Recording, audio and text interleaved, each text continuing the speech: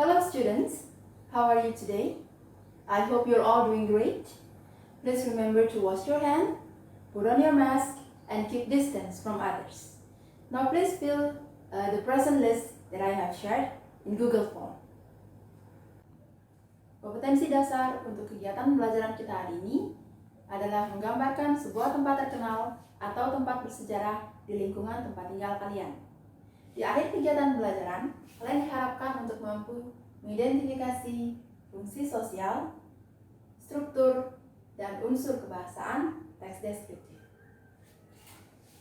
So students, let's start our class today. Now please look at this picture. I believe all of you know about this picture. So what's the name of this place? Where is it located? What do you think about the place? And how is it there? Dengan menjawab beberapa pertanyaan tersebut, kalian telah menggambarkan secara singkat tentang sebuah tempat. Penggambaran tentang suatu objek dapat ditemukan dalam descriptive text. So what is descriptive text? Silakan gali informasi dari berbagai sumber, entah itu buku teks atau dari artikel internet untuk mencari tahu tentang descriptive text. Or you can look at this video. Hello everyone, welcome back to Halo Edukasi.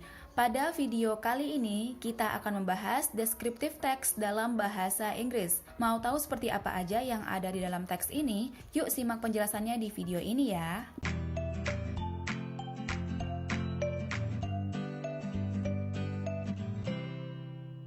Descriptive text adalah jenis teks dalam bahasa Inggris yang menggambarkan dan menjelaskan dengan sedetil mungkin ciri-ciri atau sifat-sifat yang melekat pada sesuatu, baik itu manusia, benda, hewan, tumbuhan, ataupun benda mati. Tujuan dari teks ini adalah memberikan informasi yang jelas tentang objek yang akan digambarkan atau didengarkan kepada pembaca. Ciri-ciri dari descriptive text. Yang pertama, menggunakan simple present tense. Yang kedua, menggunakan banyak kata sifat untuk menjelaskan sedetil mungkin objek yang dibicarakan. Yang ketiga, menggunakan kata kerja penghubung.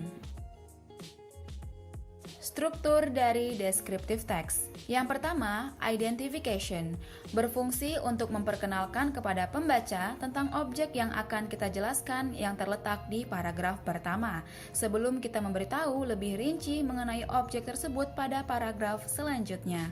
Yang kedua, description, yang berada di paragraf kedua dan biasanya berisi tentang sifat-sifat yang ada pada objek yang kita kenalkan pada paragraf pertama. Agar kalian lebih paham, berikut contoh descriptive text. The cow. Cows are very useful to mankind in supplying them with milk from which both butter and cheese are made. Their young ones are called calves, and the flesh of the calves is fuel. A good cow will give about 15 or more quarts of milk a day, but much depends upon the quality of the pasture she feeds upon. Cows are sometimes prettily marked with black, brown, and yellow spots, and as they lie scattered about a green meadow, add much to the charms of a landscape. Nah, itu dia teman-teman contoh dari descriptive text. Setelah menemukan informasi dari berbagai sumber tentang descriptive text, silakan diskusikan untuk hasil temuan kalian bersama anggota kelompok untuk kemudian kita bahas di forum diskusi kelas. We have discussed your finding about descriptive text. Now please look at this picture. Teks deskriptif adalah sejenis teks yang menggambarkan seseorang, hewan, tempat, atau benda tertentu secara spesifik. Fungsi sosialnya adalah untuk menggambarkan objek tersebut secara detail atau secara spesifik. Struktur descriptive text terdiri atas identification dan description.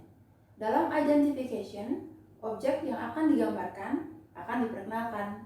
Sedangkan dalam description, objek tersebut akan digambarkan baik dari segi tampilan, ciri fisik, atau karakternya.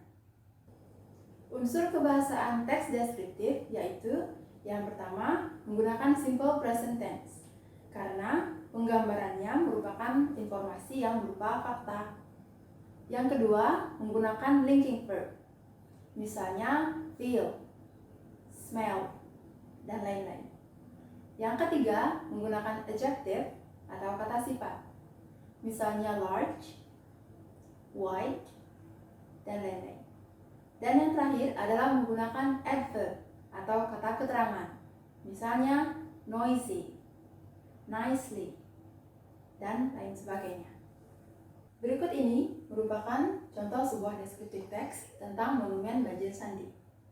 Pada bagian identification disebutkan lokasi monumen Banjir Sandi dan tahun berapa monumen tersebut diresmikan. Pada description disebutkan bagian-bagian atau tingkatan lantai dalam monumen Banjir Sandi. Untuk memperdalam pemahaman kalian tentang teks deskriptif, cobalah untuk menjawab beberapa pertanyaan tentang teks deskriptif monumen Banjir Sandi yang sudah saya bagikan dalam Google Classroom. Identifikasi juga fungsi sosialnya. Selamat bekerja! From our lesson today, we can conclude that social function of descriptive text is to describe a particular object in detail. Generic structure of descriptive text are identification and description. Language feature of descriptive text are it uses simple present tense, linking verbs, adjective, and also adverbs. So students, that's the end of our lesson today. Thank you very much for your attention. Stay healthy, stay safe, and see you. Om Santi Santi Santi Om.